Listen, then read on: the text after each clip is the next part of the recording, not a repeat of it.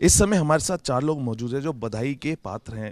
आप सभी का पहले बहुत बहुत स्वागत है। Thank you so much sir, शुरुआती बधाई से देना चाहेंगे। और फिल्म के अंदर आप बाप बन रहे हैं और आप भाई बन रहे हैं और आप मॉम, और लेकिन आपका जो कॉन्सेप्ट है, और बधाई का पात्र इसलिए क्योंकि एक दिन पहले रिलीज हो रही है, लोगों को ज़्यादा इंतज़ार नहीं करना पड़ेगा। सर, शुरुआत आपसे करते हैं। क्या आपको लगता है कि ये जो टॉपिक है, ये क्रिटिकली बहुत क्रिटिसाइज होता है, लेकिन फिर भी लोग इसे पसंद करते हैं, देखना चाहते हैं, और ऐसे कॉन्सेप्ट बार बार आने चाहिए? ये हमारी जो फिल्म है उसका जो टॉपिक है, सब्जेक्ट है, वो थोड़ा क्रिटिकल है, लेकिन फिल्म भारी नहीं है। फिल्म बहुत मज़ेदार है, पारिवारिक फिल्म है, और उसके अंदर कहीं पे भी कुछ भी ऐसा मोमेंट नहीं है कि आपको परिवार के साथ देखने में दिक्कत हो। आपसे जानना चाहेंगे कि आप हमेशा ऐसी जॉनर की मूवी सेलेक्ट करते हैं जो पहले कहा जाता है कि क्या चूज़ है ये, लेकिन बाद में उसकी आपको प्रशंसा मिलती है, बहुत तारीफ़ें मिलती हैं। एक टॉपिक फिर आप लेके आ रहे हैं, और ये वो टॉपिक है जिसको आपने देखते ही पहली बार में हाँ कर दिया था। बहुत कम मूवीज़ होती हैं। शुभ मंगल सावधान भी ऐसी फिल्म थी। इनफैक्ट ये रहेगा कि मैं कोई भी ऐसी फिल्म नहीं करूँगा जो मुझे खुद दिक्कत हो अपने परिवार के साथ देखने के लिए। उनके टॉपिक्स चाहे वैसे हों, लेकिन टॉपिक्स इसलिए वैसे हैं कि उसके बारे में बातचीत होनी चाहिए। यहाँ भी कुछ ऐसे ही बधाई हो में हम it's a tribute to the parents. मतलब हम अपने पेरेंट्स को एक श्रद्धांजलि देना चाहते हैं कि उनके प्यार के करने का जो हक है 40 के बाद या 50 के बाद, वो होना चाहिए, और उसको हमने काफ़ी आगे रखा है। एंड पर्सपेक्टिव फिर एक बच्चे का भी है कि बच्चों का पर्सपेक्टिव है कि मम्मी अगर प्रेग्नेंट हो जाए आफ्टर अ सर्टेन एज तो वो कैसे एम्बैरेस्ड हो जाता है बच्चा। एंड उसको लेकर भी आगे काफ़ी वो, ऊपर से when it comes to Sanya's character, तो वो एक सोशल डिवाइड भी है, फाइनेंशियल डिवाइड है दोनों फैमिली के अंदर। We belong to the middle class family, वो हाई क्लास फैमिली से हैं।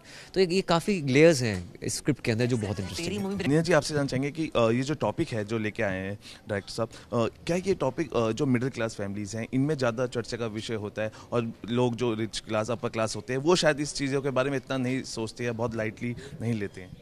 नहीं, वो भी सोचते हैं। इनफैक्ट वो ज़्यादा शर्म करते हैं। उनके यहाँ भी होता था ज़्यादा, जैसे मिडिल क्लास में पहले होता था, और उनके लिए ज़्यादा शर्म है क्योंकि वो एक स्टेटस के हैं। यहाँ तो इट्स लाइक आपकी मेड को होता है तो कोई बात नहीं होती, इट्स लाइक दैट ना। तो जितना ऊपर जाएंगे उतनी ज़्यादा एम्बैरेसमेंट होगी, तो ये सबको सेम टाइप ऑफ एम्बैरेसमेंट होती है। सर, कैसे आया दिमाग में? बिकॉज बहुत ही अच्छा टॉपिक है, और ये टॉपिक ऐसे बार बार आने चाहिए ताकि जो चीज़ें हैं उनका जो ज्ञान है वो दर्शक तक पहुंचे। तो कैसे दिमाग में आया ये कॉन्सेप्ट? मेरे दिमाग में नहीं आया था, ये अक्षत और शांतनु के दिमाग में आया था। मैंने बस उसको अपने पास में रख लिया और मैंने बोला कि इसके ऊपर पिक्चर बननी चाहिए, और करीब 1.5-2 साल लगे लिखने में। और क्योंकि टॉपिक ऐसा था और आइडिया बेस्ड फिल्म है, तो मेरे को आइडिया बेस्ड फिल्में बनाने में ज़्यादा मज़ा आता है, स्टोरी टेलिंग में ज़्यादा मज़ा आता है, और साथ में क्योंकि फैमिली की फिल्म है तो इमोशन भी है और हंसी तो है ही है, वो आपने ट्रेलर में देखा ही है।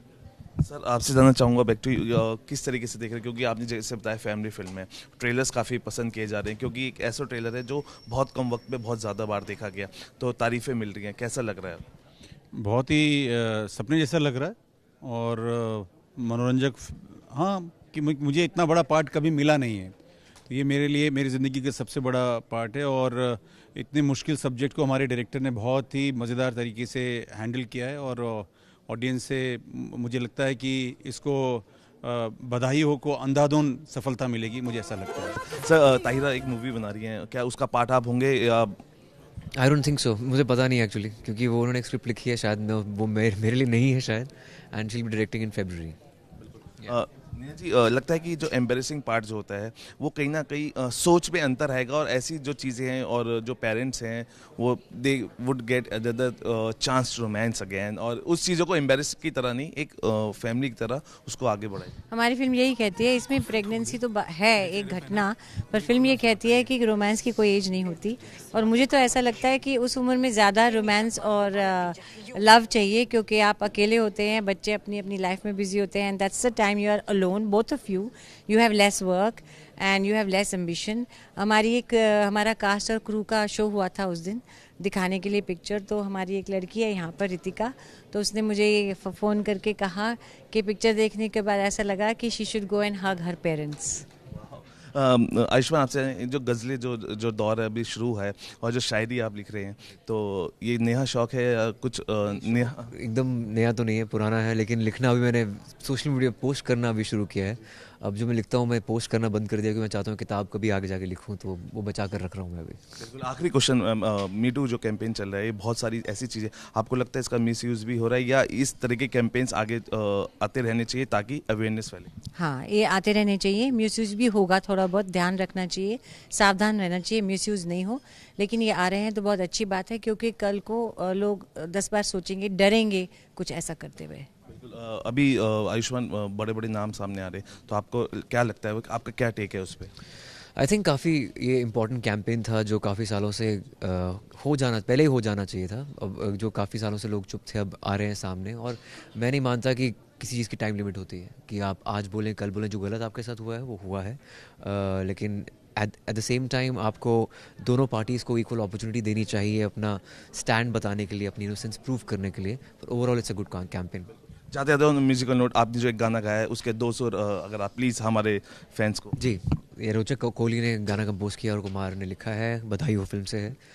तेरे बिन सांस ना ले मेरे दिन रात, खाली खाली लगते हैं लकीरों वाले हाथ, साथ मेरे चलते चलते, हाय साथ मेरे चलते चलते रस्ते न मोड़ी, नैन न जोड़ी किते नैन न जोड़ी। 19 को रिलीज हुई थी, लेकिन अब दर्शकों के लिए गुड न्यूज़ है कि 18 तारीख को ये फिल्म रिलीज हुई है। आप जिसके साथ जाना चाहते हैं उसको ले जाइए, देखिए, क्योंकि एक फैमिली फिल्म है, एंटरटेनर फिल्म है, क्योंकि इसमें हंसने का भी मौका है और एक ऐसा कॉन्सेप्ट है जो बहुत वक्त बाद देखा जा रहा है। और इस तरीके की जो रोमांसिंग जो एज है, जैसे नीना जी ने बताया, this no age of romancing, तो आप इस एम्बेरसमेंट को भूल के हंसने का एक मौका अगर आप चाहते हैं तो 18 अक्टूबर को फिल्म सिनेमाज में जाइए और फिल्म को एंजॉय कीजिए। वीडियो जर्नलिस्ट आरिफ के साथ सौरभ शर्मा, न्यूज़ नेशन, दिल्ली।